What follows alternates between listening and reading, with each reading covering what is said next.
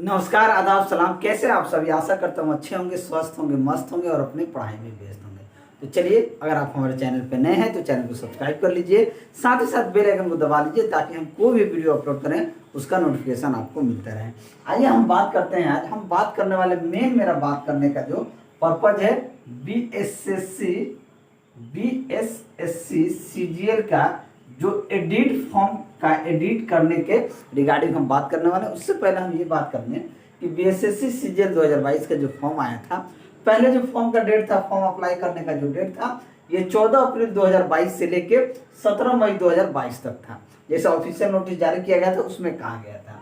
और पेमेंट करने का अंतिम तिथि जो था 15 मई 2022 तक था। लेकिन 14 मई को एक नोटिस आता है, 14 मई को एक नोटिस आता है। नोटिस ये इसलिए आता है कि कुछ लोग आवेदन दिए थे नीतीश कुमार को और आपको राज्यपाल को, जो दिलीप कुमार जी थे जो पटना में उन्होंने एप्लीकेशन किया था। ठीक है, इसके रिगार्डिंग उनके बातों को सुना जाता है और फॉर्म भरने का जो डेट है उसको एक्सटेंड कर दिया जाता है। अब डेट जो एक्सटेंड होता है वो कब होता है? 1 जून 2022 तक, यानी कि 1 जून 2022 तक फॉर्म डालने का अंतिम दिन है। लेकिन पेमेंट करने का जो अंतिम दिन है वो 30 मई 2022 तक ही पेमेंट करने का दिन है।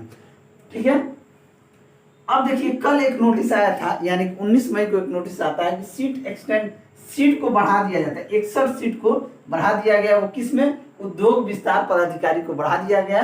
पहले सीट कितना था? 2187 था, लेकिन अब जो टोटल सीट कितना हो गया? 2248 हो गया है। ठीक है, अब हम आते हैं मेन मुद्दा। देखिए, फॉर्म का तो डेट एक्सटेंड हो गया, फॉर्म का डेट एक्सटेंड हो गया, लेकिन बहुत सारे ऐसे छात्र हैं जिनका जो है फॉर्म भरने में, क्योंकि वो फॉर्म जो है भरने में गलती हुआ है। क्या हो गया? गलती हो गया, बहुत सारा मिस्टेक हुआ है। किसी का क्या हुआ? किसी का मार्क्सशीट नंबर नहीं डाला गया है, किसी का नाम करेक्शन है, नाम गलत हो गया है, किसी का फादर नेम गलत हो गया है, किसी का डेट ऑफ बर्थ गलत हो गया है, कोई निवास की जगह आय को अपलोड कर दिए। तो ये साइबर कैफे का प्रॉब्लम है। जो लोग साइबर कैफे से अप्लाई कराए हैं वो अपने बैठ के अपने नहीं से कराए होंगे, सही से नहीं करा पाए होंगे, तो मिस्टेक हो गया होगा, तो वो उन लोगों की गलती। अब देखिए क्या होता है कि जिस तरीके से फॉर्म भरने का डेट को एक्सटेंड किया गया है छात्रों की डिमांड पर, क्योंकि उस वक्त ओबीसी, नॉन क्रिमिलियर जो है, ईडब्ल्यूएस वाले हैं, एससी एसटी वाले हैं, इन लोगों का सर्टिफिकेट नहीं बना था। इसके रिगार्डिंग बहुत सारे लोग छूट रहे थे। तो उसके लिए इसी तरीके से, ठीक है, अगर आप एडिटिंग का ऑप्शन जो है फॉर्म एडिट करने का अभी अगर नहीं निकालते हैं, लेकिन ये तो आपको देना पड़ेगा, क्योंकि अगर मान लीजिए फॉर्म का लास्ट डेट कब तक है? 1 जून 2022 तक है। तो 1 जून 2022 के बाद आप 2-3 दिन के लिए एडिट का ऑप्शन आपको खोलना चाहिए। इससे क्या होगा? बहुत सारे ऐसे छात्र हैं जिनका हो सकता है बहुत सारे इनका एज लास्ट होगा या बहुत सारा इशू होगा जिनके वजह से वो लोग परेशान है, फॉर्म गलती भरा गया है। तो उन लोगों को इससे फायदा होगा कि जब एडिटिंग का ऑप्शन आ जाएगा तो वो जो भी गलत हुआ है वो उस चीज़ को अपना एडिट कर लेंगे। ठीक है, तो एडिट का ऑप्शन देना चाहिए। जिस तरीके से आपने फॉर्म डेट को एक्सटेंड किया है उसी तरीके से एक डेट आपको एडिट का देना चाहिए। ये वीडियो मैं इसलिए बना रहा हूँ कि एक यूट्यूब चैनल है एग्जाम टूर के नाम से, एग्जाम टूर के नाम से, उनका नाम तो मैं नहीं जानता, लेकिन ये चीज़ को मैंने देखा कि ये चीज़ को उन्होंने इस मुद्दे को उठाया, इसलिए मैं इस चीज़ को यहाँ पे हाईलाइट करता हूँ। उन्होंने सिर्फ एक ही यूट्यूब पे देखा कि एक ही बंदा जो है वो इस बात को उठाया, क्योंकि उनके पास भी, मेरे पास भी बहुत सारा मैसेज आया, क्योंकि मैं भी बीएसएससी सीजीएल का बहुत सारा वीडियो अपलोड कर रहा हूँ और आने वाले दिनों में मैथ का भी वीडियो अपलोड करने वाला हूँ, 1-2 दिन में करने वाला हूँ। ठीक है, तो मैं सोचा क्यों ना एक आदमी आवाज़ उठा रहा है, एक आदमी और जुड़े। इसी तरीके से बहुत सारे जो बड़ा यूट्यूबर हैं, हम लोग तो छोटे हैं, हम लोग का कहीं गिनती नहीं है। अगर देखिए बड़ा यूट्यूबर इस बात को अगर उठाएगा तो ये मुद्दा जो है बहुत हाईलाइट होगा।